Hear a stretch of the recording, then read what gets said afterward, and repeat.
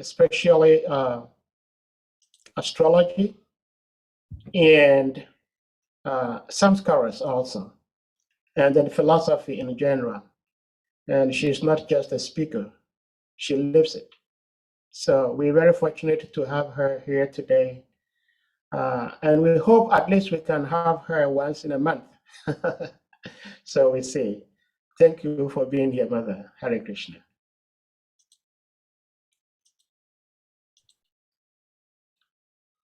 Okay, so we have the verse on the screen. Hare Krishna. You may take it from me. Om Namo Bhagavate Vasudevaya. Om Namo Bhagavate Vasudevaya. Om Namo Bhagavate Vasudevaya.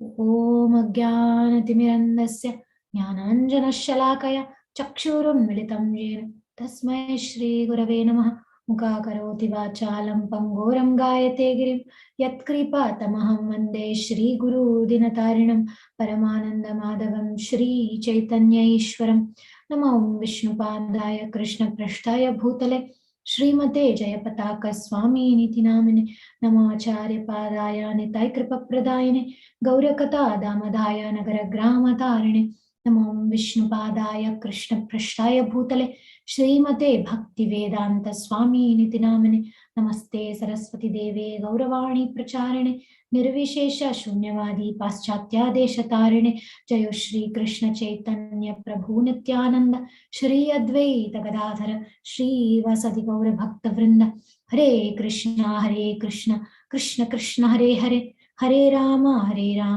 Rama Rama Hare Hare Vanchakalpatarubhyascha Kripa Sindubhya Evacha Patitanam Pavanebhyo Vaishnavebhyo Namo Namaha. Hare Krishna. So we're reading from Srimad Bhagavatam, 1st Canto, 12th Chapter, text number 28. Jigyasitatma yathartyo Muner Vyasa Sutadaso Hitvedam Nripagangayam Yatsyatyadakuto Bhayam. We can read a word by word translation. Jigyasita, having inquired of. Atma yathartya, right knowledge of one's own self. Mune, from the learned philosopher. Vyasa Sutat, the son of Vyasa. Asau, he. Hitva, quitting. Idam, this material attachment. Nripa, O king. Gangayam, on the banks of the Ganges. Yasyati, will go. Adha, directly. Akuto bhayam, the life of fearlessness. Translation. After inquiring about proper self-knowledge from the son of Vyasadeva, who will be a great philosopher, he will renounce all material attachment and achieve a life of fearlessness. Purport by His Divine Grace, A.C. Bhaktivedanta Swami. Srila Prabhupada Ki Jai. Material knowledge means ignorance of the knowledge of one's own self. Philosophy means to seek after the right knowledge of one's own self, or the knowledge of self-realization. Without self-realization, the philosophy is dry speculation or a waste of time and energy. Srimad Bhagavatam gives the right knowledge of one's own self. And by hearing Srimad Bhagavatam, one can get free from material attachment and enter into the kingdom of fearlessness. This material world is fearfulness. Its prisoners are always fearful, as within the prison house. In the prison house, no one can violate the jail rules and regulations, and violating the rules means another term for extension of prison life. Similarly, we, in this material existence, are always fearful. This fearfulness is called anxiety. Everyone in this material world, in all species of life, And all species and varieties of life is full of anxiety, either by breaking or without breaking the laws of nature. Liberation or mukti means getting relief from these constant anxieties. This is possible only when the anxiety is changed to the devotional service of the Lord. Srimad Bhagavatam gives us the chance to change the quality of anxiety from matter to spirit. This is done in the association of a learned philosopher like the self-realized Sukadeva Goswami, the great son of Sri Vyasadeva. Maharaj Parikshit, after receiving warning of his death, took advantage of this opportunity by association with Sukadeva Goswami and achieved the desired result. You can go. There is a sort of imitation of this reciting and hearing of Srimad Bhagavatam by professional men, and their foolish audience think that they will get free from the clutches of material attachment and attain the life of fearlessness. Such imitative hearing of Srimad Bhagavatam is a caricature only, and one should not be misled by such a performance of Bhagavata Saptaha, undertaken by ridiculously greedy fellows to maintain an establishment of material enjoyment. Okay, Srila Prabhupada ki jai. That's our Prabhupada. That's how he writes. That's how he thinks. I'm trying to get rid of this frame in my thing. I don't know how to do that actually.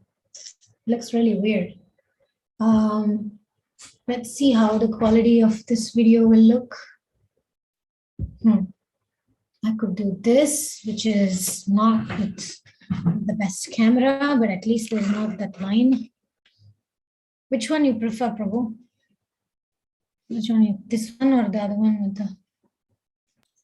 Well,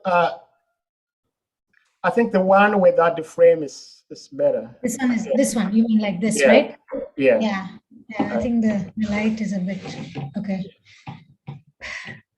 See, material world anxiety, fearfulness, things don't work as we want, technology. All right. Can you? Yes, I did. So now you can share it. So let me ask, what is your mood about this verse? I just want to kind of make this a little bit interactive. Anybody would like to share, why do we feel like a prison house? Why do we feel that this world is filled with fear and anxiety and we feel like this is a prison house? Like I was sharing in the beginning, just before reading the verse, that, for me, my husband is sick and he's in another country and I couldn't do anything. So there was a lot of fear of all sorts of things and a lot of anxiety. And basically, if I have to conclude it, I was afraid that I couldn't control the situation. I couldn't I couldn't go there. Visa was not available, things like that. So there are always some reason for us to be afraid. You don't have to give like a detail, but let's just kind of take a minute and look at that. Look at ourselves in this prison house of this material world and see what causes us fear. Sometimes, giving a class for some people is fear giving, right? It's like, oh, I don't want to give a class. I cannot do it. And for some of us, it's like going to applying for a job is fearful. For some of us, getting married is very scary. Things like that. So, or for some of us to be confident and start a new project could be very fearful and anxiety producing. So why I'm asking you this question is so that I can direct the class regarding a couple of suggestions I may hear about what causes you fear in this world. Anybody? Well, I would like to go. I have fear for a couple of reasons. One, I am fearful because I do not know my fate after death. I do not know where my destination is going to be after death, even though I'm trying to practice devotional service, but my devotional practice is kind of wishy-washy. I'm not a very serious devotee, so I do not know whether I'm going to find myself in a better world than this very one, which I'm really, really scared of. I'm very much afraid of this world, everything about this world. You know, somebody coming to break into my door, somebody hitting me on the highway, somebody giving me a slap for a small misunderstanding. But I take some sort of solace from one lecture we recently played on this forum sometime last week by His Holiness Bhaktivedanta Maharaj. And in that lecture, he was saying that in order for one to be authentically compassionate, one has to consider the totality of the individual. You know, sometimes some of us trying to practice spirituality get ourselves ahead and only concentrate on spiritual things. We don't care about the person's emotional problems, the person's physical problems, the person's financial problem. We don't care about any of those. Just chant. But that is not sufficient compassion. So sufficient compassion means looking at the totality of the individual. So for you in particular, your husband is in a foreign land, he is sick, he is in isolation, you cannot be there physically to help, your spiritual master is not feeling well. So if you do not entertain fear, then there must be something wrong with such a devotee. Just as if a child does not cry when he is given a shot, then the doctors know that there is something wrong with the child. So just like you get stung by a bee and there is no feeling, there is no emotion, there is something wrong. So it's appropriate for us to have fear, but behind the fear, we also hope for that Guru and Krishna will intervene. That is take. Hare Krishna. Thank you, Prabhu. Yeah, two things. First thing is what you mentioned is very, very relevant in the context of this purport. We can just go back to the purport a little bit. Can we just put on the purport again? Okay, let me do that. And then I will tell you where to highlight it. Okay.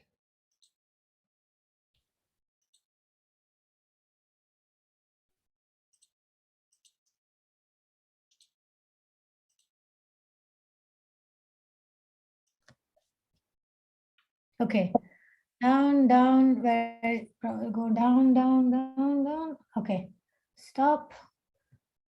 Okay, here. I mean, you can see my mouse. Can you see?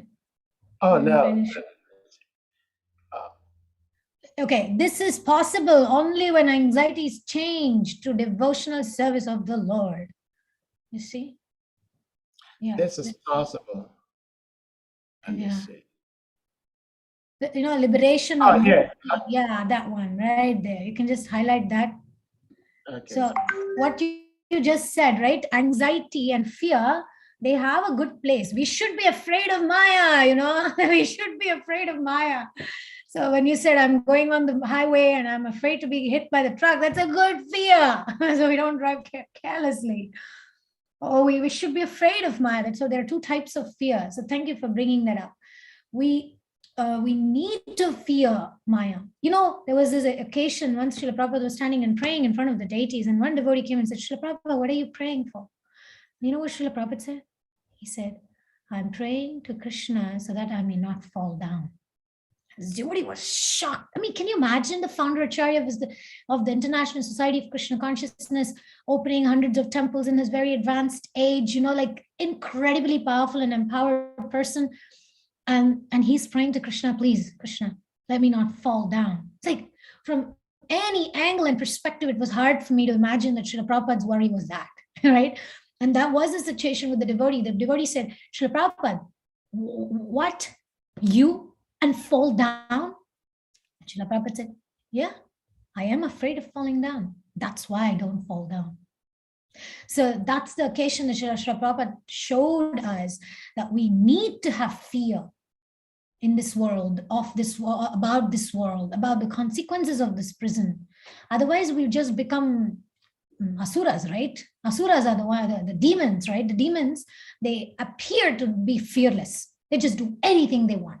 They go steal from anywhere. They go and harm any saints and sages, and they go and urinate and pass stool and put blood and do anything when the sages are performing some yagya or some puja. So that's what is the demonic nature. I'm not afraid of anybody. And then what happens? They really get into trouble. They get into so much trouble that the Lord has to take like this Nakam Adbhuta Shringam, Dalita, Hiranyakashipu, Tanubringam. He takes this most amazing, never seen incarnation of half man, half lion. The Lord comes up with all creative ideas to fight that fearlessness of the demoniac mentality. Okay. And then there is also another type of fear. And according to this, Srila Prabhupada brings that up. And that fear is, let me just quickly show the fear and the anxiety I'm talking about. Second. Okay. Okay, here it is. I really love this picture. I'm going to show you on my screen in a second.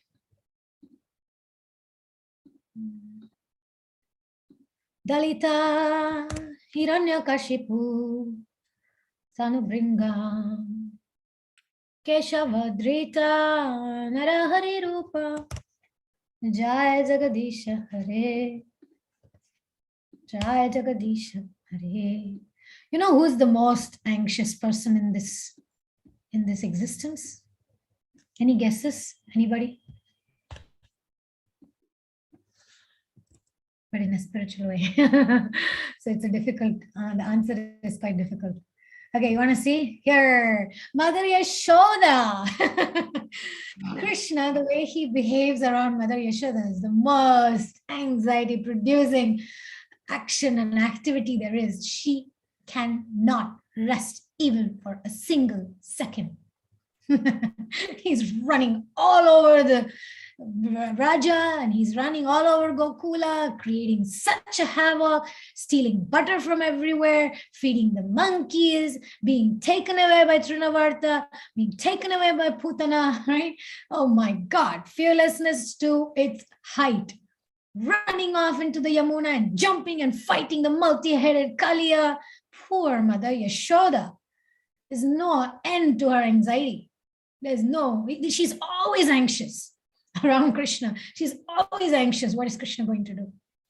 Gopi ke ninna magajara, ivachora, sukumara. Gopi ke ninna magajara.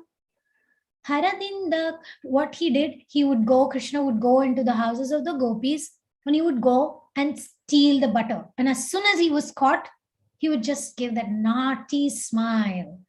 And then he would create such havoc, right? He would basically make the gopi feel so embarrassed for complaining about him. She would hold Krishna's hand, drag him to Mother Yashoda.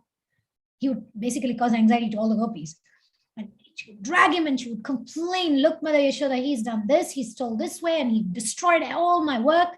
And then Yashoda says, excuse me, but that's not my son. They go, what? It's not your son? I just caught him red-handed. Then he's bringing Krishna in front of the Mother Yashoda, and Krishna, the boy just smiles. Yashoda says, this is not my son, this is your son. Oh, Gopi, you become so obsessed about thinking of Krishna, but you're thinking your son is my son. And then Krishna walks away, right? He walks away from the scene there, and then he turns back into Krishna and he starts laughing hilariously, and he says, this time you were lucky. I just turned into your son. Next time you do something like this, I'm going to turn into your husband, and that's going to be a laughing stock of Vrindavan. So that's the Krishna, okay? He is the anxiety giver. But that spiritual anxiety is very different from material anxiety. So that's the point. So let's another point Prabhu mentioned also. I was thinking, yeah, the spiritual anxiety and the material anxiety, we should be careful. Like when we preach philosophy to others, we don't just go and tell people, hey, you're not this body anyway, your husband is sick, but he's not the body either. Just relax. Oh, my dog died. It's okay, your dog died. Who cares? The dogs are anyway very dirty. Or like we don't go and say those things. Like Prabhu's mentioned about compassion, we don't just tell a devotee who's suffering on a physical level, on a mental level, on an emotional level, just chant Hare Krishna Prabhu, everything is going to be all right. That's not the way to relieve the anxiety, right? The pain is real. The experience of pain is very, very real. And yes, for every material problem, there is a spiritual solution, but we need to be intelligent. We need to be relevant. We need to be compassionate, right? Okay, let's go a little bit into the verse, today's verse. So Prabhupada is like basically comparing this material world, the Prakriti, the energy of this world, like we got to be afraid of it. And also when Prabhu was sharing or singing of the verse Bhagavatam, padam padam yat vipadam natesham. So this material world, every step, padam, every step, everywhere I'm going, every step there's danger. Anything can happen. So this is compared to a prison house, a facility given to the rebellious souls, an opportunity to reform. See, it's not like Krishna's punishing us exactly. It's more like the idea of putting somebody in a corrective facility is so that we learn our lessons. We all have, there is the whole philosophy of how there is the kutam, there is the bijam, then how there is a sinful desire and that sprouts and then it becomes manifest into plans and motivations, and then we act upon it and then it becomes a sin. Meaning sin is basically something that brings ourselves into trouble. So people who end up in prison, they end up there because they're rebellious, right? They did not follow certain rules. So Prabhupada is saying here, this material world is fearfulness. Its prisoners are always fearful, as within a prison house. In the prison house, no one can violate the jail rules and regulations. Violating the rules means another term for extension of prison life. So which means if we don't learn our lessons in one life, we'll come back another life, right? Another. Yes, ಕಾಯಂಗಳ ಕಳೆದು 84 ಲಕ್ಷ ಜೀವರಾಶಿಯನ್ನು ದಾಟಿ ಬಂದ ಈ ಶರೀರ will keep getting different bodies in different animal life, in different species. And always, see, similarly, we are in this material existence are always fearful. Animals are even more afraid of us. Sometimes when walking around in Mayapur, we find a lot of snakes, we find jackals. They're more afraid than us. And we came here and we made houses in the place where they had houses, right? So we don't need to be too afraid of those animals because they're more afraid of us. And this fearfulness is called anxiety.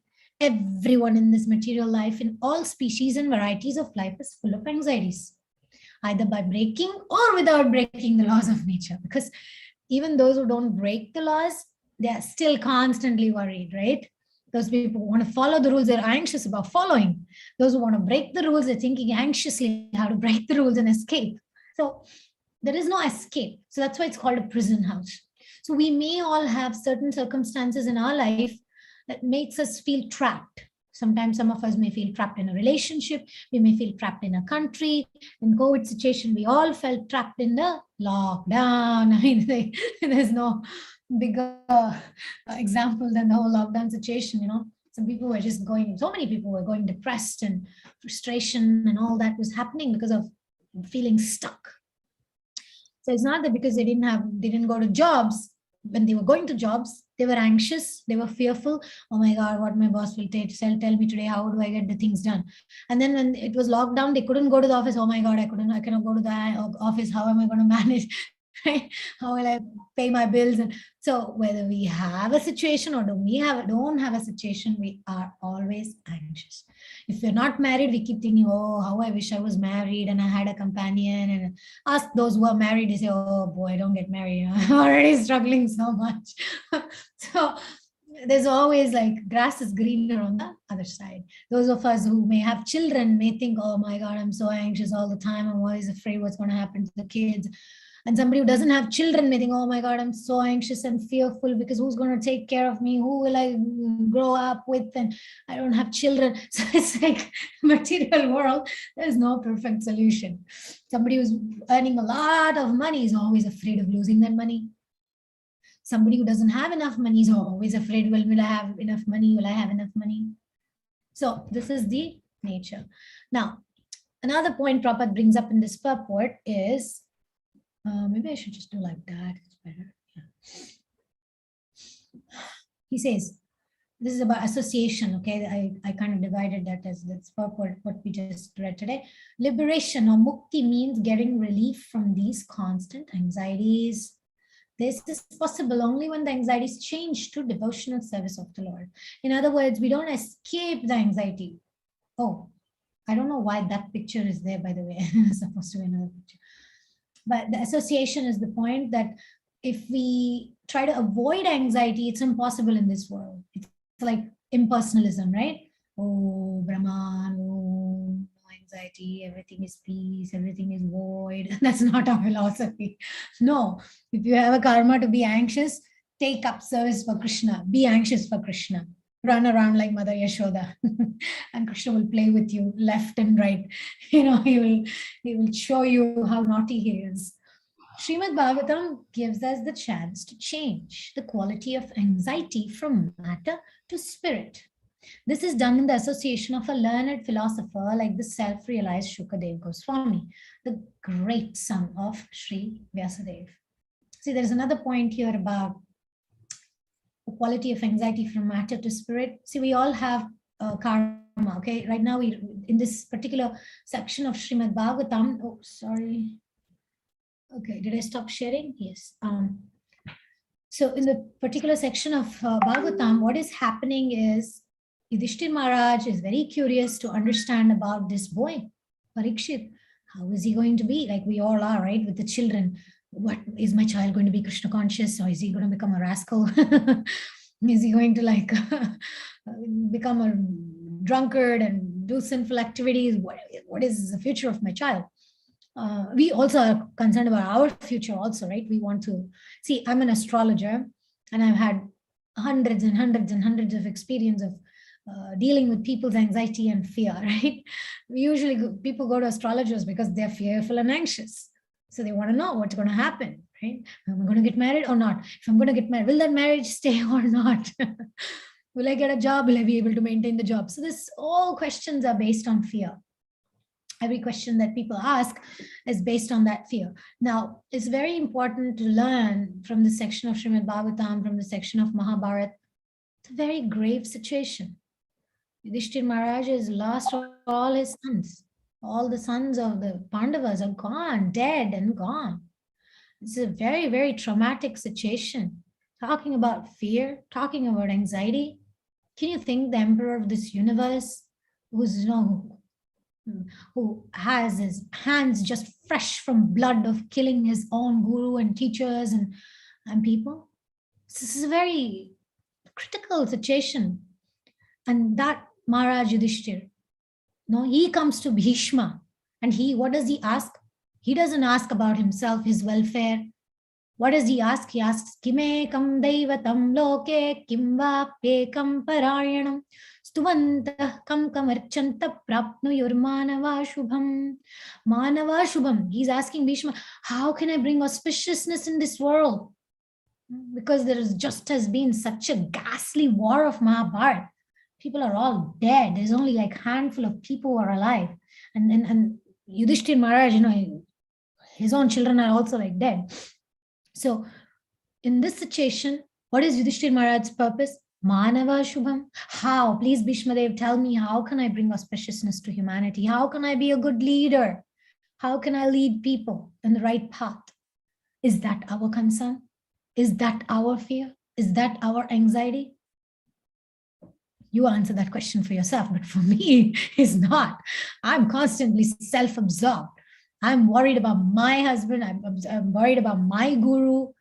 And my guru is the one who's thinking of the whole world, and he's staying around to help everybody.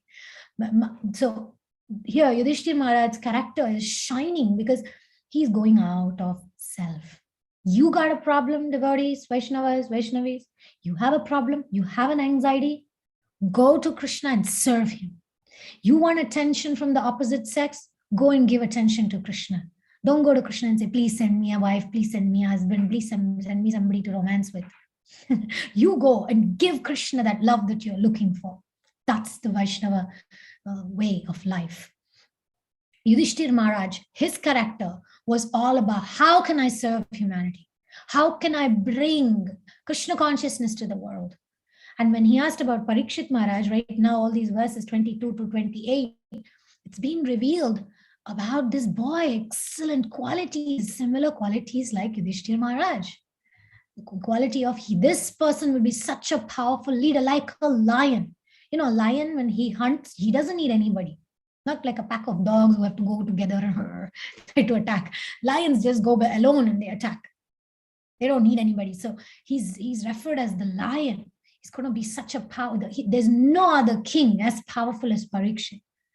It's been revealed to Yudhishthir Maharaj.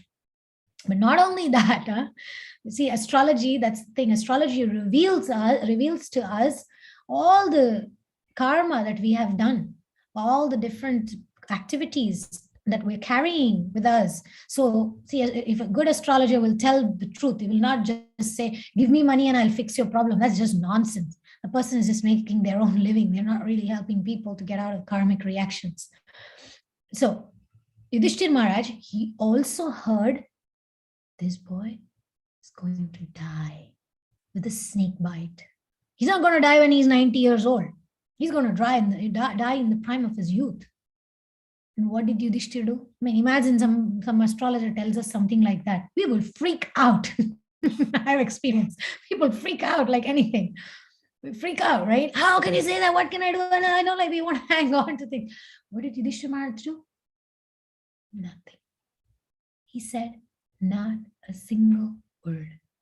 After that, you don't read verses him telling, but why will he die? But he's such a great devotee, but he has to do so much service. He doesn't do any of that. Acceptance, seeing Krishna's hand. So Pandavas experienced so much torture, so much injustice, yet they never question, why is this happening to me? This is a question, right? We all ask, why do bad things happen to good people? I've been such a good person. Why is this happening to me? Why is it not happening to my neighbor? Right? We have that question. And my grandfather used to say, like, like my mom would compare and say, oh, look at them, they have a bigger house, they have their own house, we are living in a rented house, why they have it, why do we have it, why do we have to struggle? My grandfather was a very typical Yudhishthir Maharaj type of character. So he would just say, my dear daughter, why are you not comparing the fact that the person of that big house also has a big belly and a cancer, and he has blood cancer? Do you also want that package? My mom is like, no, I just want the big house. Right? So sometimes we just look at somebody and say, oh, they have such a pretty spouse, right? Yeah, but do we want the rest of the problems they have too? No. So the mind tricks us into thinking, comparing. We get lost into desires and we lose the focus. Yudhishthir Maharaj is focused on what? On the purpose of Parikshit Maharaj. This devotee is going to be so great. He's going to uplift the entire world. That's what matters. So it's not about death. Everybody is going to die. We all will die, right? But the question is, how are you going to live? Are we living a worthy enough life? Do we have meaningful relationships? Are we able to find fulfillment and absorption in the right direction? Or are we just in this craving, in this addiction of wanting something we don't have? I have a question here. Oh, it's not. Okay, it's nothing to do with the class, actually. By the way, I don't do astrological readings, just giving you a thing. Please don't contact me for astrology readings. I'm currently working on some service my Guru Maharaj has given me and working on writing, etc. So I'm taking a break from that. So what I wanted to share is the next slide. This is such a powerful. So we are here seeing the pain and fear and anxiety of Gajendra. This is Gajendra. So there's a prayer here, a little prayer. If you like to actually repeat after me in your minds. Krishna, I ask that you remove my fear and direct my attention to what you would have me do. So instead of us thinking what my life should be, what the life of my children should be, what my planning should be, we ask Krishna, Krishna, what do you want me to be? Okay, so living a life dedicated to the Lord. Because whenever we plan things, it never works. We always think we have the best plans, but we always entangle ourselves, right? We put ourselves in the prison. But when we want to do what Krishna wants, then we get liberated. So in Gajendra's prayers is very, very relevant to us because Gajendra indicates the king, so powerful, the ego, right? I want to do this, my family, my job, my career, my spiritual life, my service. So everything is like nanu nanna duyamba narakadolage biddu nine gati endu nambida dasana mele inudaya barade dasana mele. So our eternal identity is as a servant, and we are separated from Krishna because of this I, me, and mine. I have my needs, I have my desires, I have my plans, and I need to get it done my way.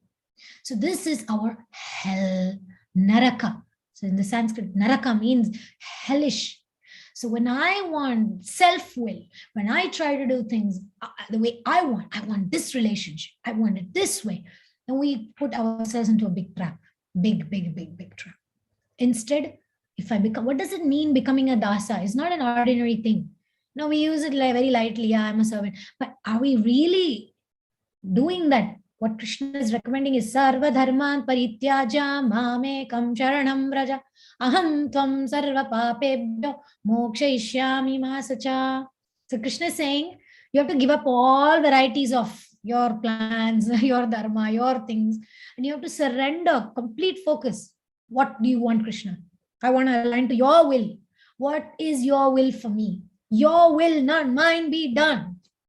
Now, this consciousness is what is really Krishna consciousness. So asking Krishna, the only way to get rid of that material fear is to align to Krishna. Then we will not have material fear. Spiritual fear will always be there. Krishna, with dealing with Krishna, is always anxious. Remember Yashoda, gopis. But also remember, for the gopis, right? Who's the favorite gopi? Who's the best of the gopis? Radharani. Why? Because she's always bringing somebody to Krishna. She's always helping somebody. She's always saying, Krishna, here's this devotee. Very nice. Please accept him. Please accept her. So if we want attention of Krishna, we must follow in the footsteps of Radharani. We must help others. We must give Krishna consciousness to others. We should help others in their pain, in their... So if you are suffering, the best thing for you to do is help others. I'm saying this from different experiences, different philosophical conclusions.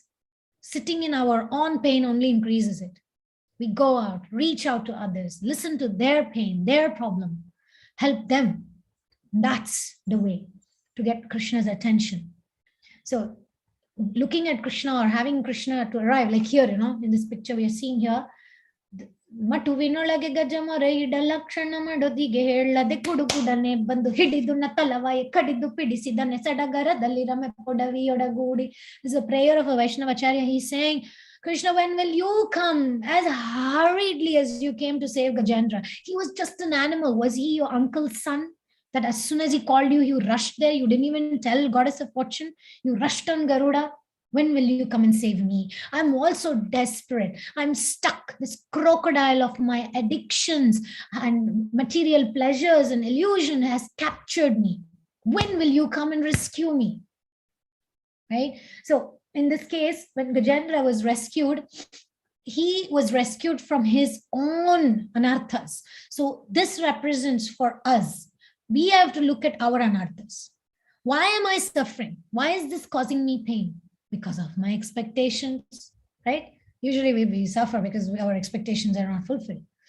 So we look deeply and we see, what is the crocodile for me? For some people, the karmis, the people who are not yet in spiritual life, alcohol, drugs, nicotine is their crocodile. It's sucking away their life. For some people, sex addiction can be compared to the crocodile. All their energy is going away. For some people, it may be people addiction. They cannot be alone. They have to always be around people. That's the crocodile for them. For some people, overeating is the crocodile. The overeating has completely created unmanageability in their life, right? So we have to recognize what is our specific anartha, which is what is the crocodile. And then we hand over that crocodile to Krishna. Because when Krishna came here, he saved also the crocodile. He didn't save only Gajendra. So we must, like Prabhu was saying in the beginning about compassion, we all have some or another weakness. Okay. And in a spiritual community, we help each other to slowly get rid of this crocodile and become free. So instead of being harsh on ourselves, or whatever our weakness may be, somebody say overeating or something, instead of being hard with ourselves, you've been again this and remorse, and from tomorrow onwards, I will do strict diet. But then again, we cannot keep it up. So there was a guy who said, quitting smoking, that's very easy. I've done it several times. Right? If he's done it several times, then means he is not able to do it. So we cannot do it alone. Only by the mercy of the Lord is the crocodile going to let us go. And what did Gajendra do? He became humble. We don't say, I'm a devotee, I've been chanting so many years, why this problem is still not leaving me? I mean, Gajendra waited for 1,000 years, 1,000 years. But in our case, we think like, oh, I've been practicing spiritual life. Why all my weaknesses don't leave me? Why I don't become a sage? Why I don't become a saint? Right? So we have all these questions. So let's see. I have a few more prayers from Gajendra. Oh, this one. Yeah, I have to tell you about Bilva Mangal Thakur before Gajendra prayers. Bilva Mangal Thakur is a story of an addict. He was born in a very Brahminical family. He was extremely cultured, spiritual, religious, trained with good parents. He got married to an excellent, chaste woman, right? This is an example of a guy who had every perfect sadhaka badge. He had everything. And then he was addicted to a prostitute. He was addicted to sex. He was a sex and love addict, if we want to put it in modern terms. And he could not, everything slowly, he started giving up his religion. He started giving up his respect for parents. He started disrespecting his wife. Slowly became such an addict that the day that his father died, actually, I shouldn't be showing this picture when I'm saying this because it doesn't do justice. Oops. Actually, okay, stop screen share. Not able to stop. Okay, stop screen share. Now, Bilva Mangal Thakur, once his father dies, right, the day of the father's death, imagine this funeral scenario. Back then, they were not putting in the coffin or anything. They would collect firewood, put the wood, put the body on top, burn it, and then becomes into ashes. So this boy, Bilva Mangal Thakur, is standing there in the funeral place, waiting for the body of the father to be burned. He's standing there and he's very impatient. He's telling the pandits who perform the mantras, can you hurry, please? I need to go. Can you please, just skip all those mantras? Nobody cares. He's dead anyway. It's like, so when, sometimes our addictions makes us so inhuman. Everything becomes about us and our whatever pleasure-giving object. For somebody it's alcohol, for somebody it's nicotine, for somebody it's sex, for somebody it's love, for somebody it's people, for somebody it's food, for somebody it's social media.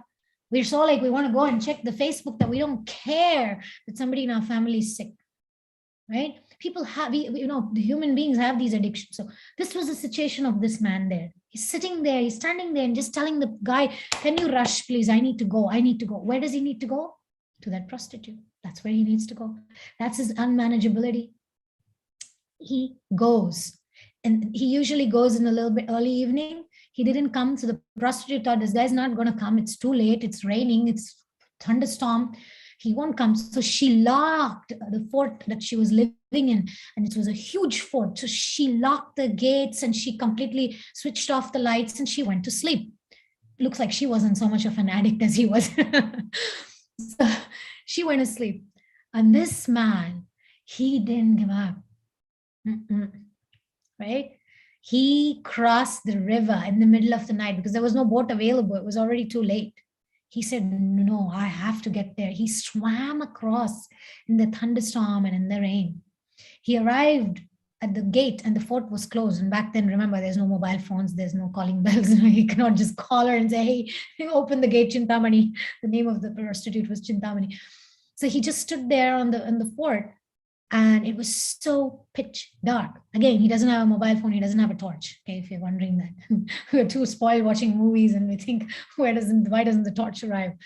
There's no torch, there's no phone. What he does, he gets to hold anything he can. So he looks at something, he touches it, it feels like rope. By the way, it's not a rope, it's a snake. He holds the snake and he tries to get up the fort. And he realizes, I've just held a snake. He doesn't care. No, the addiction has already caught him so much, he doesn't mind catching the snake. So he catches the snake, comes up, jumps over, goes, knocks on the door. She's like, what? Forts and doors are closed, it's raining. Who is that? She sees him and she cannot believe this guy made it. You know what she says? She says to the guy, you know what, dude? Your life could be so much better. You could be such a spiritual person finding eternal blissful happiness if only you had a tiny bit of dedication that you have towards me, towards God, towards Krishna. And that day, that was his beginning of the what do you call Sex and Love Addict Anonymous program for him. He said, that's it.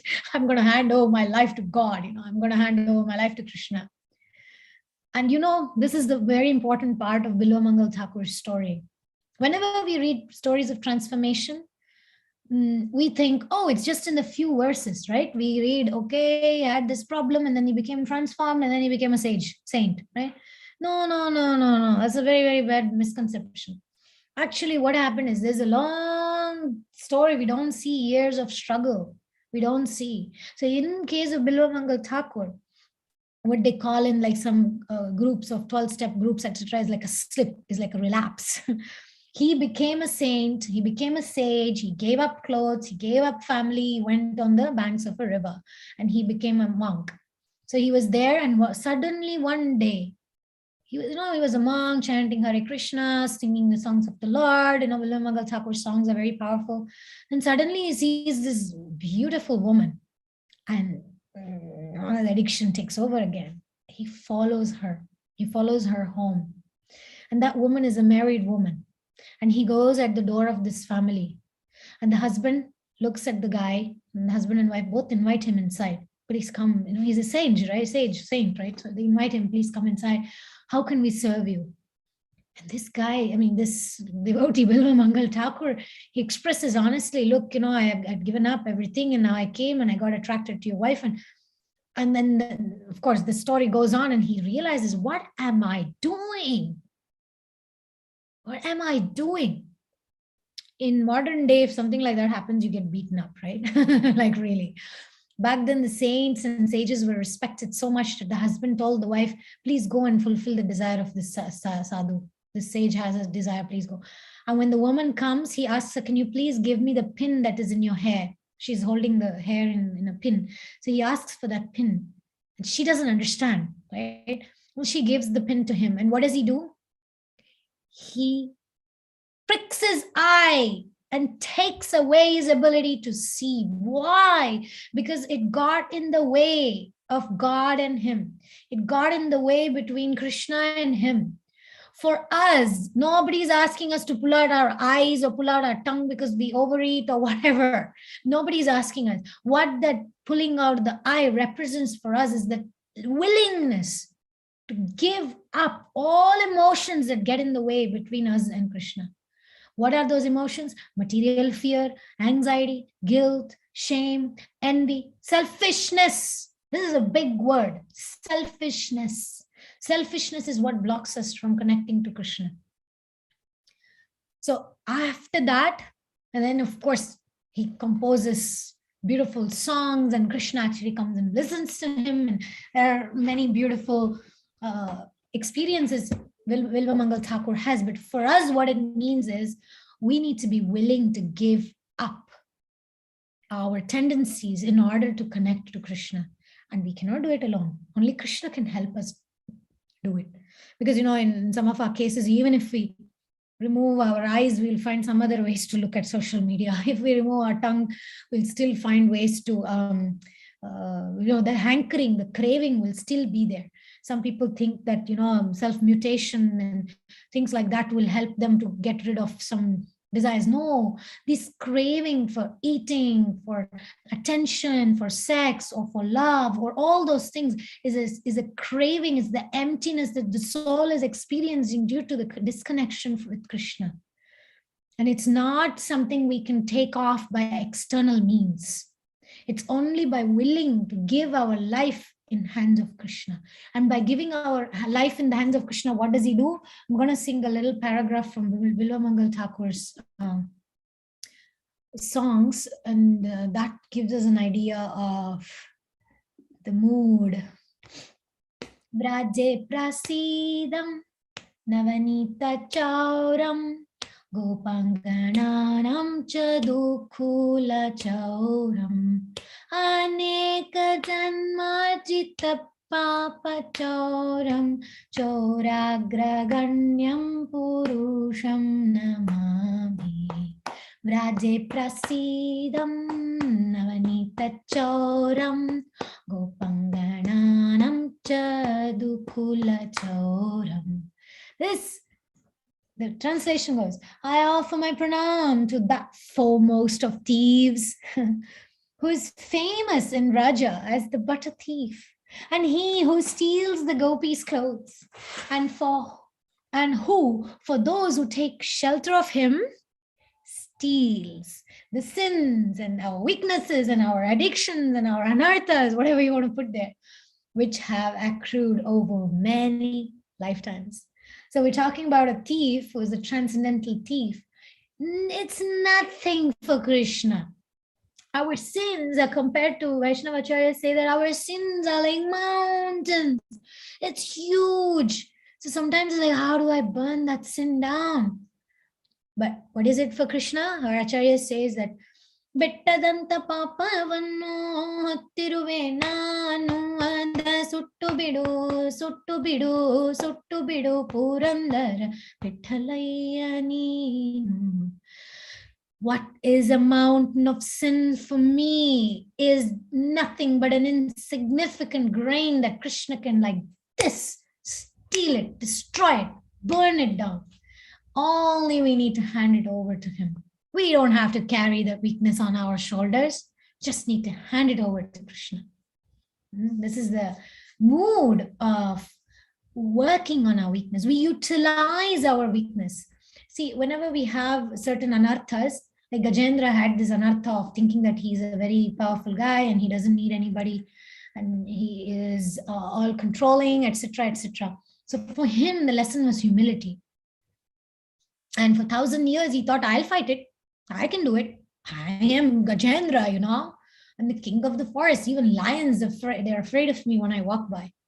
I can handle it. This is just a stupid, silly, insignificant crocodile. The comparison of that is, I may think, oh, what are all these bad habits that I have? It's nothing. I'm Krishna conscious now. I'm able to chant. I read Bhagavatam. I'll get rid of all of this like in a second.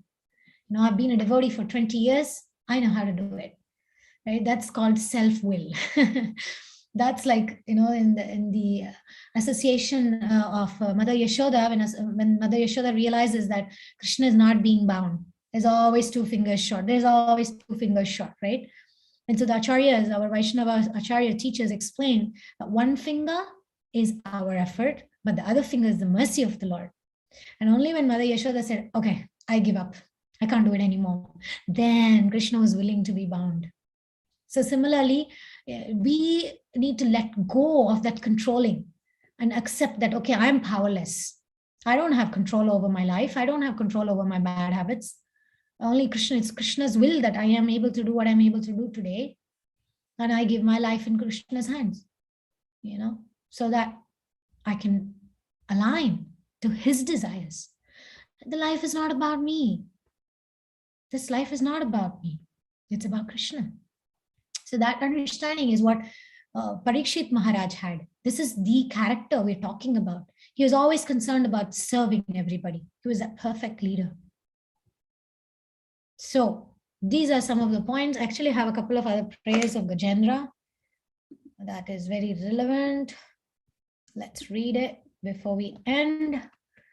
Getting into that mood of Gajendra, getting into the mood of powerlessness, and telling Krishna, I offer my respectful obeisances unto the Supreme Personality of Godhead, the self-effulgent super soul who is the witness in everyone's heart, who enlightens the individual soul and who cannot be reached by exercises of the mind, words, or consciousness.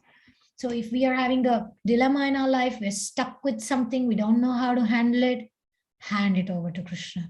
He can handle it. We cannot. Even if we try like Gajendra for 1,000 years, we cannot. And even if it looks like we have, we may mess it up. So best is asking Krishna, who is in our heart as Paramatma, please Krishna, not from our mind, not from just our words, but with our heart. And the next prayer is, Gajendra is here. No, this. My Lord, you are the observer of all the objectives of the senses, right? We're discussing about, say, struggles of our senses. Without your mercy, there is no possibility of solving the problem of doubts, even though we may think otherwise. The material world is just like a shadow resembling you. Indeed, one accepts this material world as real because it gives a glimpse of your existence. So we're not saying that if we are relationship addicts or if we're food addicts or whatever we are addicted to, or sometimes we're addicted to likes and subscriptions, right? The more likes we have on Facebook, we feel like as if, there's a sense of validation. So whatever it is, it's not false or it's not useless or unreal. It's just a reflection of the Lord. So if that can give us that little thing, what can Krishna give us? Krishna is much greater than I can imagine. My God, my Krishna is bigger than my problems, right? So that belief gives us the way to connect to Krishna. Because if we want to, there was another quote, I don't know where it is. Maybe I just didn't put it here. I'll just try to look for it. There's a quote that says that let me just find it somewhere here. I really wanted to read that out. Yeah, when I focus on what's good today, I have a good day. When I focus on what's bad, I have a bad day. If I focus on the problem increases. If I focus on the answer increases. And if I focus on God, God is let in. So the point is, what is our priority? The problem is not the topic. The person we are in relationship with or we want to be in a relationship is not the point. Everything is just an arrangement for us through that pain, through that joy, through that struggle. We should connect to Krishna. That's the point. Samsiddhir haritoshanam. We act in a way that is pleasing to Krishna, whether it's a relationship or whether it's any other activity of our life. Okay, so those are my points. If you have any comments or questions, I don't know how much time we have. I think I already went 1 hour. Hare Krishna, thank you so much for the wonderful and practical class you gave us today. Dear devotees, if anyone has any question, you may kindly show by indicating your hand emoji, and you'll be asked to unmute to ask your question. Any question? Mother, I have one question here. I would like to. Only one. That's great. I would like to share this and then see. Srila Prabhupada says in the purport that everyone in the material life, in all species and varieties of life, is full of anxieties, either by breaking or without breaking the laws of nature. So my question here is, of course, we see all kinds of different creatures fearful of other more powerful creatures. Like a mouse is afraid of a cat is afraid of a tiger, on and on. So Srila Prabhupada is saying that even as humans, even when we do not break the laws of nature, we still have fears. So it seems that whether we like it or not, we're always going to be fearful of something. I know you talked much about becoming fearless, but if you can kindly shed more light on how to be practically fearless in this material world. Okay, thank you. That's a very relevant question. Now, it's not when Prabhupada is saying all living entities and species, he's not saying only humans and animals. In the heavenly planets, there's a lot of comparison. So, some devata, some angel, some Gandharva is thinking, oh my God, look at his apsara, look at his airplane. So it's not that somebody in the heavenly planets, when they go to heaven, it's not that they reach a point of non-enviousness. It's still a material world. So they are still thinking, oh my God, his apsara is way more beautiful than mine, So there is always that anxiousness. There's always a fear. What if my apsara will go away with his apsara, right? This is how it exists. Even in the Prabhupada speaks about that even in the heavenly planets, there's envy. And you can see, right, Indra, the king of the heaven, is always anxious. He's always afraid that somebody will take over his seat. He's consciously anxious about it. And he's constantly in fear as well. Now, not only in the heavenly planets are people anxious and envious. The idea is to, and oh, by the way, there are so many stories, like a Gajendra Moksha, that crocodile, he wasn't an ordinary person. He was actually a Gandharva, means somebody from a heavenly planet, but they just misbehaved. So his prison was to become a crocodile. And then he was waiting for the Lord to come and liberate him.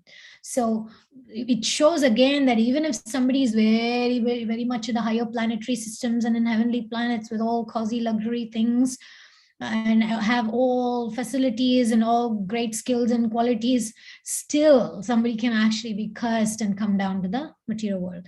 We can see the Nalakuvara and Manigriva, the two brothers who were very disrespectful towards Narad Muni. They were also from the heavenly planets, right?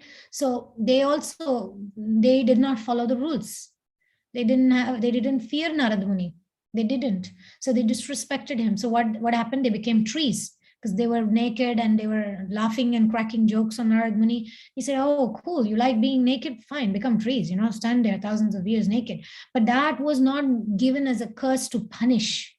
See, the difference between a devotee and somebody who is in the heavenly planets in great facilities, right? All these devatas we're seeing, they were all cursed. That curse was their actual benediction. This crocodile was actually happy when the Lord came. If he was still remaining as a Gandharva, he would never see the Lord. He would never come in touch with the Lord. So that was actually a purification. Same thing with Nalakumara and Manigriva. They were just so intoxicated, literally, right? They were Alcoholic Anonymous, typical characters. They should have gone to some 12-step Alcoholic Anonymous program, right? So Narad Muni sent them, go be a tree, right? And wait for Krishna to come.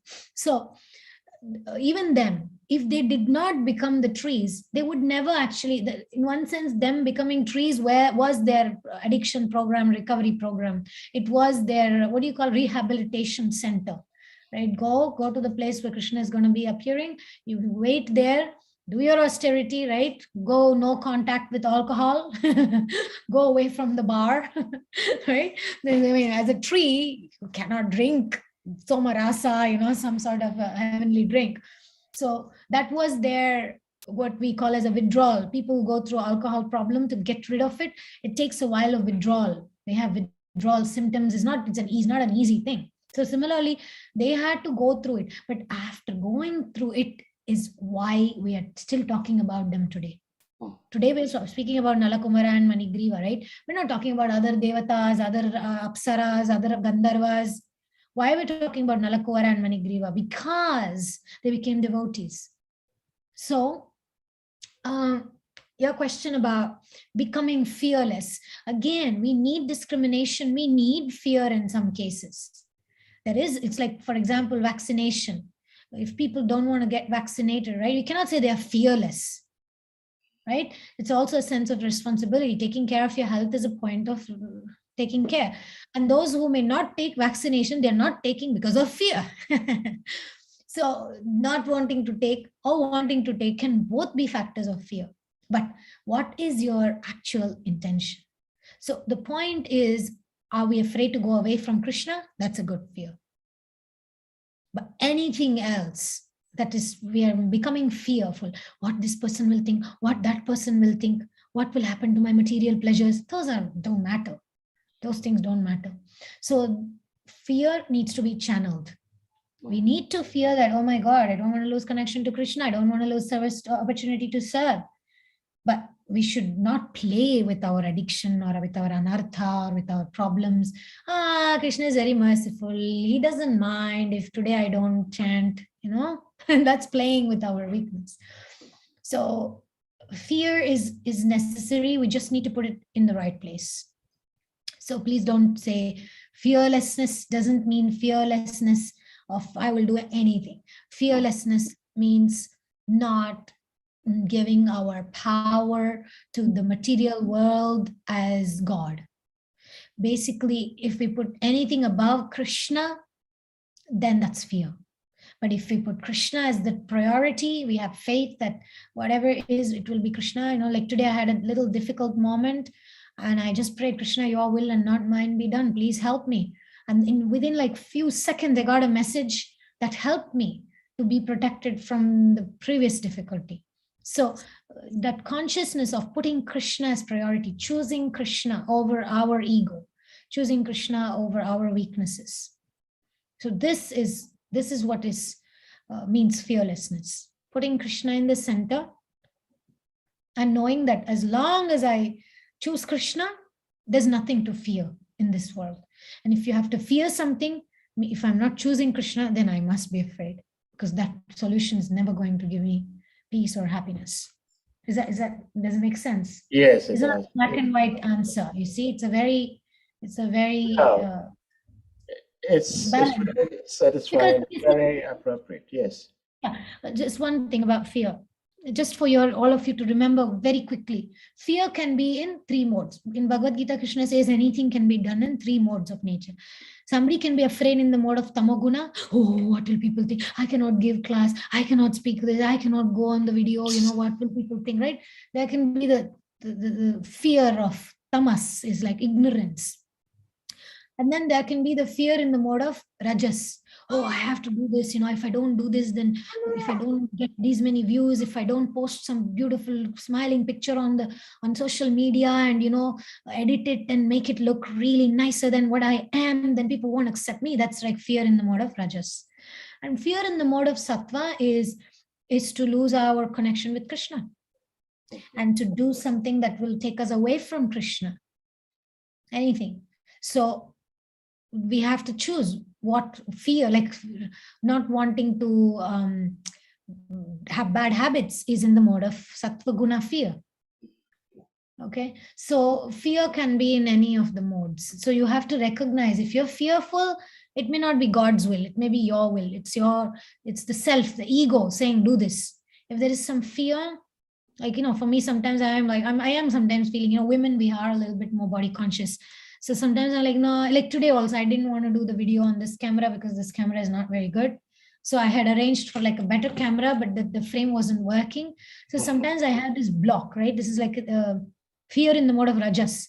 Oh, I don't look very good on the camera, so I don't want to make a video, right? So that's like fear in the mode of rajas. So what I do is I ask Krishna, what's the point of making my video? Is not to show my face and show my beauty and we get appreciation. Point is to glorify you, right? So Krishna, please help me to do this service, because so understanding the purpose and fearing that I don't want to lose the opportunity to serve you, Krishna. That's fear in the mode of Sattva Guna. Right? I hope that makes sense. Yes, it does. Thank you so much. It's so helpful because you're sharing with us in the practical application of the philosophy, which is very beautiful. Thank you. Thank you. Karnapur Prabhu has something. Yeah, Kavikan Prabhu, please unmute. Yes, thank you very much, Mataji. I'm very happy to have you again, once again, on our platform. And thank you for the way you presented the philosophy. Is so, we can relate and connect with it. And so my question is more of the addiction. So I like when you were explaining this, I can relate with it. And my question is in the situation of when you gave the narration of the story of Vivekananda Thakur, and it make a lot of sense to me, because when I first had that story, I could not connect when when I heard from a devotee earlier, the devotee was talking about Vivekananda Thakur going to the prostitute, and when he was going to Vrindavan, then he became attracted to the wife of this Brahmana. Then he, when he saw that, oh my God, what am I doing? Then he plugged his eyes. So I could not relate with it. But when I heard a story from you today about, he was already practicing for some time before again the addiction came. So it looks like a sadhu when he was asking for the Brahmana, and it makes a lot of sense. Okay, somebody want to respect a sadhu, then he asks, okay, my wife, can you satisfy the sadhu? So it makes a lot of sense to me. So I was now connecting that with sometime devotees, us devotees, sometimes in the moment we're in the material world, we become addicted to some things, like you mentioned, maybe overeating, maybe sex life, maybe alcohol. And after some time of practicing devotional service, then that addictions again come. So now, as a devotee, I've seen it in my environment. Some devotees, they were addicted to drugs before they come to Krishna consciousness. Then when they are practicing, somehow or the other, they've developed this, I don't know what I would call it, but kind of a thick layer that they have the philosophy to back themselves. Why they should go back to that addiction? And at that point, what will you say? And also, I want to ask this other question also. What really happened that made them go to that addiction? Is there another test from Krishna, or what happened in between? And the other question is that, does Krishna sometimes, when he's saying that, okay, I'm testing this devotee because I know he had this addiction before coming to me. Now I'm testing him whether any remnant of the addiction is there, but this devotee go back to this addiction because the anatta is not completely eliminated. At that point, does Krishna come and take the body of the devotee away so that he can give him another body? But because that body itself is conditioned to that addiction. So I want you to please, can you expatiate more on this point, Mataji? Thank you very much, ma'am. Thank you, Kavikarna Prabhu. It's nice to see you. Okay, there are so many elements in this question. The first aspect, the element, let's go back to Gajendra and the crocodile, okay? The crocodile can be compared to the addiction. Now, it's not like an intrinsic identification of Gajendra. The crocodile is not, it's not like part of Gajendra. It's something which is extra, right? It's a temporary thing. And similarly, when a human being has some addiction like alcohol or nicotine or what else, or food or sex or whatever, there are hundreds and thousand forms of fear that causes addictions. It doesn't matter whether somebody is addicted to alcohol or somebody is addicted to people. The cause of it is the same, because alcohol, marijuana, nicotine, sex is just a symptom. The issue is deeper. You see what I'm trying to say? For Krishna to get rid of this crocodile from Gajendra's leg is nothing. He came like this. The Vaishnavas, Acharya is saying that he came like in a split second. The minute like Gajendra finished calling, right? Adimula, he started calling to Krishna and he lifted this lotus. Krishna was there. Immediately he arrived on Garuda. So for Krishna is like that. But our addiction don't leave us because we identify too much with that addiction, right? Or we think that we cannot live without whatever that thing. And why that happens, that's a very interesting point. So your question about when we leave the body, so it's when we leave the body is not the alcohol. No. The question, sorry, man. The question is that what happened in between if a devotee is already practicing, then because when the devotee comes to devotional service, then maybe already giving up that addiction. And at a point of time, you see that it goes back to their addiction. And the other, what happened in between that makes him become attracted to that thing that he has given up first? And the second question is that, when Krishna saw that this devotee is unable to overcome this challenge, does Krishna comes in between to take away the body of the devotee? Because I've seen sometimes that addiction lead to the death of that devotee. And does Krishna comes in between to take the body of the devotee to be able to give him another chance so that he can practice without that addiction? See, again, addiction is only a symptom, is a symptom of disconnection from Krishna.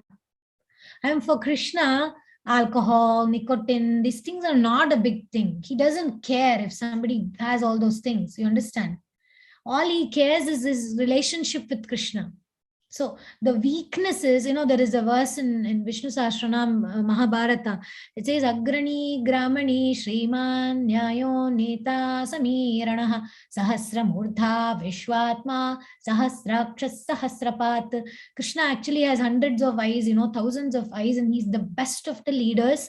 And he's such a leader of the human beings. Nyayo Neta Samiranaha. He accepts even the faults of the devotees and he wears it in a form of a garland. So Krishna, in one sense, imagine all the addictions devotees may have, weaknesses that we have. Krishna actually wears that like a garland and shows off. Can you imagine? So for Krishna, the addiction is not the point. Those addictions of Nalakumara and Manigriva, those addiction of that crocodile is what brought them in touch with Krishna. So sometimes all these people who are alcoholics, etc., they come to God consciousness because of the addiction. And when we speak about the addiction, like Bilvamangal Thakur's case, the addiction was to women, right? And that addiction, it came up again at one point when he was in Vrindavan, and it came up again. So Krishna helped the devotee, to kind of hit again the situation, to show to Bilvamangal Thakur how helpless he is. It's not by our sadhana, it's not by my great spiritual activities that I can overcome the addiction. It's only by surrender. See, the beginning when I said Prabhupada, he said, I'm praying to Krishna that I should not fall down. So how can we think, I have given up all addiction, now I have become a devotee? That's not the way it works. The philosophy says bhava roga. Okay, this is a Sanskrit word for our addictions, material disease. It's called bhava roga. Roga means disease. So this, all the addictions and all, alcohol, etc., they are all they're considered as a disease. So we have this bhava roga. It's going to be there until the body is there. It's going to be there. It may just take forms and shapes depending on whatever astrological timings, our association, right? All that. But the idea is the Krishna connection. The idea is how much are we staying in touch with Krishna? How much are we able to? So it's said that Acharyas say that accidental fall downs, Krishna doesn't count it. Okay, actually there's a song also, I'm trying to remember that. ಹರಿಭಕುತನಾದವ ಹರಿತು ಪಾಪವ ಮಾಡುವುದಿಲ್ಲ, ಹರಿಯದೆ ಮಾಡಿದರೆ ಹರಿಯು ಎಣಿಸುವುದಿಲ್ಲ. ಹರಿಭಕುತನಾದವ ಅರಿತು ಪಾಪವ ಮಾಡುವುದಿಲ್ಲ. So somebody who's a Hari Bhakta, somebody who's a devotee of Krishna, will not willingly commit nonsense or activities that are separated from Krishna. He does not. Why? Because we want to act according to Krishna's will. But if at all by accident he does, Krishna doesn't count it. So it's all again about the intention. Krishna doesn't care about the addiction. See, one thing I want to say on a practical level is this. I'm actually writing something about this as well. So it's kind of something I've been working on. So for some people, the only life they know is by taking shelter of that, something they clung to, right? Some addiction of people is some very big thing. People don't even know they're addicted to people, right? Some people have people addict. And then when they actually see everybody else is doing that, why I cannot do? Everybody's on social media, why I cannot do? For some people, social media is a huge addiction. So there's a craving, there's a phenomena of you feel something, and so you want the hit. How many likes, how many comments? So it's a craving, right? It's a hit. I think social media is something we all can relate. Maybe alcohol, maybe most of us don't even have the experience of drinking, but there's no difference between that sip of alcohol and that craving for likes and something on Facebook, for example. And here there's a reference that whenever we become, even as practicing devotees, I'm saying, okay, even as practicing devotees, we can be Krishna conscious in Tamagun, Rajagun, Sattvagun. It's not that everybody who's Krishna conscious doesn't mean we are in Sattvagun. Whenever we become bored, whenever we become anxious, whenever we become depressed, whenever we become obsessed, we can slip into our kind of intrinsic samskaras. Some specific samskara we may have. That's why Krishna suggests in Bhagavad-Gita that we should have regulated life. We should regulate our life. Work, play, entertainment, relaxation, everything should be balanced.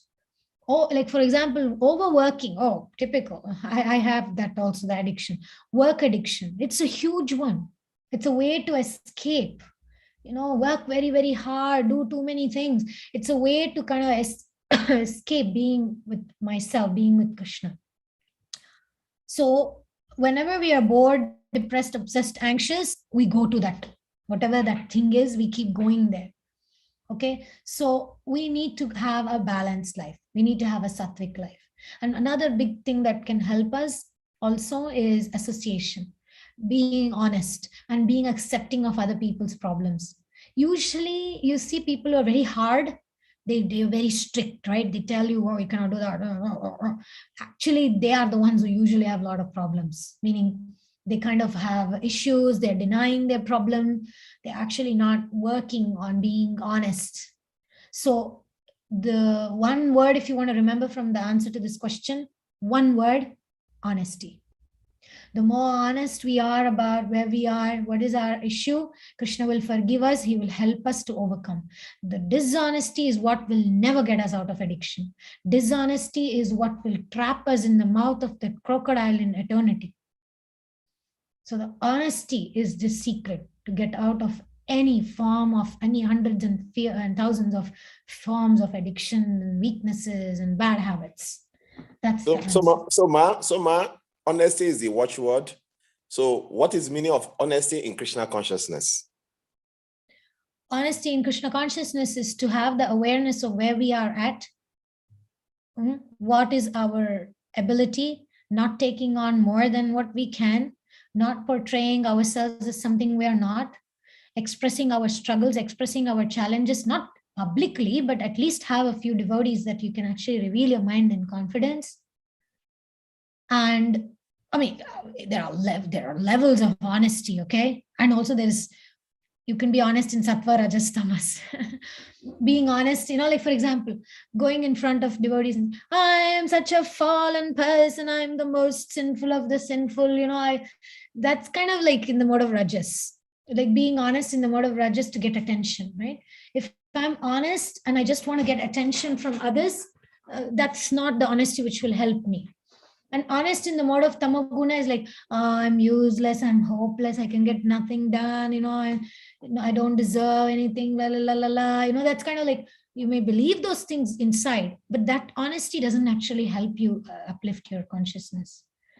But honesty in the mode of Sattva Guna is like somebody saying, Hare Krishna Prabhu, I'm initiated for 5 years. I used to be an alcoholic or whatever, okay, some addiction. I stopped drinking alcohol, but then, 5 years later, now I have a stressful situation. My child is sick. My wife wants to file divorce and I'm really stressed. And already last week I was going in front of a bar and I could not resist myself. I'm just giving an example here. So I had this issue and what should I do? How do I work on this? I don't want to become an alcoholic again, but I have this weakness. Or somebody says on the mode of Sattva Guna, Sattva Guna means you want to improve, right? You want to be honest, but you want to improve. And then you can also, maybe another example can be somebody who's having difficulty chanting the rounds. Prabhu, I have so many problems in my life that I'm not able to focus on chanting the holy name. There was a point that I had asked one of my friends, that can we go on Zoom? Can you just stay there? And I want to chant. And there were times that I would tell one of my Shiksha gurus also, can you please stay with me and chant one round today because I'm having difficulty, to have good rounds, etc. So Sattva Guna means being honest about where I am to myself first, and then having that courage and ability to express it to somebody worthy, authorized, that can help us. Okay, that's honesty in the mode of Sattva Guna. And honesty can also mean, for example, okay, there are levels of honesty. This is especially applicable for women, but men also could do this mistake. Sometimes I may think, oh, this girl doesn't like me, or this person doesn't like me. Now we have this kind of conclusions at times, right? Then we may say, my neighbor doesn't like me. How honest is it, right? Do you really know that they don't like you? Or it's your own speculation, opinion? Or you see somebody, you see a Prabhu, very nice family and this and that, and you say, that Prabhu is so happy, like he has everything, Krishna has given him everything. That's a level of dishonesty because you don't know what the challenges the devotee is facing. Oh, it's not fair. That person is given with everything. My life sucks. That person's life is so cool. That's like burning your own hut by looking at other people's palaces. But we don't know what's going on in that palace. We don't know how much suffering that person has, or to get that palace, how much that person has worked. Are you willing to work that hard? No, probably. So honesty is about looking at our life and taking responsibility for it. Honesty is somewhere we know where I'm stuck and we're willing to get out of that mouth of the crocodile. Thank you very much, Ma. I really appreciate it. Yeah. So anybody else want to say something? Share something quickly? Dr. George, you have something to say? You may unmute. Yeah. Thank you very much for the wonderful lecture. Mother, I would like to know what actually convinced Parikshit Maharaj to accept that this case of this poor boy will have effect on him, hence having Shima Bhagavatam today. Because here is the one who was even protected in the womb. So what actually convinced him to accept that this case of this poor boy to have an effect on him? And at what point in time, as a human being, can we fight for our right, or we don't even have any right at all? Hare Krishna, Mother. Jai, thank you, Bhakta Dinabandhu George Prabhu, for this very relevant question. Here we are seeing that Yudhishthir Maharaj also didn't ask, why this boy is going to die? Oh my God, he has so much service to do. Why he's going to die? No. Parikshit Maharaj also didn't think entitlement. I'm the emperor of the universe. Come on, I just did a small little error. I'm the emperor. I'm going to get my way out. Krishna protected me in the womb. This time also he will protect me. So I'm going to ask for help. No. See the same mood. Yudhishthir Maharaj, same mood. Parikshit Maharaj, same mood. He didn't think that I deserve to be protected from my mistakes. So the first thing here is Parikshit Maharaj took responsibility for the situation. He didn't blame the boy. See, again, Parikshit Maharaj acted in the mode of goodness. See, even acceptance can be in three modes. We can accept things in Tamogun, Rajogun, or Sattvagun. We can accept something in the Tamoguna, saying, I deserve this only, I deserve to die, right? Some of us, even today, if somebody says, you'll be cursed, you're going to die in a few days, we'll say, very good, my life is useless anyway, you know, what I'm going to do with my life, I'll die. Actually, that was kind of my reaction when I was reading this section of Bhagavatam. Oh, death, cool. Sometimes we flirt with death. We think it's a cool idea because we don't value our life enough. That was not the case with Parikshit Maharaj. He did not say, cool, I'm going to die, get relieved of the responsibility of ruling the planet. No, he didn't. And also not Rajas. Rajas is something we think my life is so important that nobody else's life is as important as mine. That's Rajogun, right? Rajogun means he would have, what would he have done? He would have counter-cursed the son of Samika Rishi, or he would have gone and protested against the curse and said, I have so much more to do. I have a mission. I have to save the world. I have to make everybody, I have to rescue everybody. You know, how can you curse me? You know, I need to be rescued from the curse. That would be in the mode of passion. So what did he do? He took responsibility. He said, okay, Krishna allowed this to happen and it is fine, I accept this. But he was in Sattvaguna. He didn't just close himself in a room and go depressed and say, oh my God, 1 week I'm going to die. No, he went out, he asked help, he approached the sages, right? He was using his nature in the best possible way to get the best possible help. So similarly, when we are cursed, I mean, even Pandavas, a similar situation, they were unfairly, unjustly sent into exile, right? They were unfairly, they were cheated in the dice game and they were sent. But did they protest? They didn't, because they wanted to follow the dharma.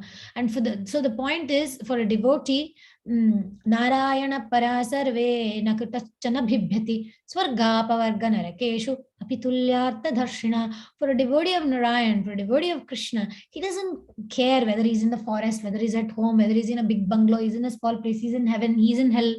He doesn't care. Swarga pavarga narakeshu apitulyartha dharshina. He just wants to be connected to Krishna. He just wants to do what Krishna wants. And for Pandavas, Krishna wanted them to be in the exile, do those austerities, gain those weapons, connect with the devatas, become very powerful, empowered. And Duryodhana was sitting in the palace, and what was he doing? Fear, anxiety, full of fear and anxiety. All fear and anxiety of the material world was on Duryodhana. Although the Pandavas were in exile, he couldn't sleep. He was on a soft bed. He couldn't sleep. He was constantly thinking what powers Pandavas are acquiring, right? So my grandmother always reminds me, Pandavas didn't suffer. Pandavas were joyful. They were together with the brothers. They were always surrounded by Krishna. They were always doing Krishna conscious activities that increased their Shakti. They were not unhappy. So similarly, even in our life, when do we fight for our right and when do we make peace? The point is not when do I. I is not in question. I is the problem. Krishna is the solution. The point is not when should I fight for my right. The point is, what does Krishna want me to do? What is Krishna's will for me? That's why the Pandavas were successful. That's why Parikshit Maharaj is successful. That's why Dhruva Maharaj became successful. So as soon as we turn our life and our will in the care of Krishna, it's not about us anymore. We don't know. We are powerless. We are just spark of Krishna, living entities who are nothing without Krishna. Even a blade of grass doesn't move without the mercy of the Lord. And we think we are powerful? No. Every power, anything that comes is from Krishna. We don't have any rights. When Krishna left this world, Krishna swadhamo pagate dharma jnana adivisaha. So when Krishna left, dharma, jnana, knowledge, austerity, religiosity, truthfulness, everything left. And then when Arjuna was supposed to protect the Yadus, there were women of Yadu dynasty, Krishna's dynasty, and he went to protect them. He just found, this is Arjuna who would just left and right kill people, thousands of people with one arrow. He would perform such feats that no human had ever even imagined. Okay, this Arjuna who defeated Karna, this Arjuna who had captured Drupada. Drupada was such a powerful king. And this Arjuna who defeated Dronacharya, this Arjuna who could pierce an arrow through the body of Bhishma Deva, which even the demigods would shiver just listening to Bhishma's name. Okay, that Arjuna could not guard simple women from simple aborigine fighters, hunters. He couldn't. So let's not talk about the power of the jiva. We have no power. We are completely powerless without the mercy of the Lord. So the question is, what does Krishna want me to do? And that question in your life, in your situation, what you should fight for and what you should not, it's between you and Krishna. Nobody can tell you, Prabhu, you need to do this. This is the right thing. That may be their opinion, but it's between you and Krishna. Do you want Krishna to take charge of your life? Do you want Krishna to run that? Do you want Krishna to run the chariot, or you want to tell Krishna, go left, go right? Do you want to tell, do you meaning hypothetical you, I'm saying me, anybody, all of us. Do I want to tell Krishna, Krishna, go left, this is my right, I need to fight you, please give me the strength? Is that the way Arjuna did? No. So when Krishna is riding our chariot, we let Krishna ride the chariot, the direction he wants us to go. That's where victory is. Not if I tell Krishna, take me here, take me there. Does it make sense? Yes, Mother. Thank you very much. Okay. So we can end here. Yes, thank you, Ma. Yes. I think there is no more hands up, and we really appreciate your coming. Thank you very much, Ma. And we will, like Prabhu say, like Saturday Prabhu say, now Saturday Prabhu is busy. He will have been the one to give this conclusion. He has to attend to some other duty. We will be very happy to have you every week, every once in a month, if you can grant. So we really appreciate. Thank you very much. It's so your way you present the philosophy is so practical and so connected. Thank you very much, ma. If we can all chant the Hare Krishna Maha Mantra together once, if you can unmute your microphone. Yes, ma'am. So please let us all chant Hare Krishna. Please unmute yourself and let us chant one powerful Hare Krishna mantra. Hare Krishna, Hare Krishna, Hare Krishna, Krishna, Krishna, Hare Rama, Hare Rama, Rama Rama, Hare Hare. Thank you very much, ma'am. Hare Rama, Hare Rama. Jai, thank you so much. Hare Krishna. Hare Krishna, ma'am. Rama, Hare. Very much. Thank you. Hari Bol, Chaitanya Prabhu, nice to see you. Hare Krishna.